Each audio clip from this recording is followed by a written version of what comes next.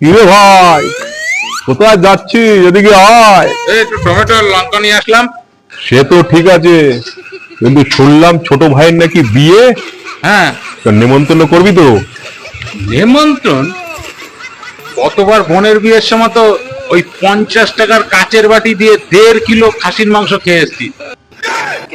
তার দামই তো প্রায় 1200 টাকা। 25-30টা রসগোল্লা, মাছ। ওইসব নিমন্ত্রণ হবে না। তারপর তো খেয়ে বলবি তোর ভাই কত ফর্সা, বলতে হয়েছে কালো। ওসব ঝামেলাতেই থাকবো না, ডাইরেক্ট কালীঘাটে বিয়ে দেবো এবার। 50 টাকার কাচের বাটি নিয়ে আবার নিমন্ত্রণ, যেচে নিমন্ত্রণ।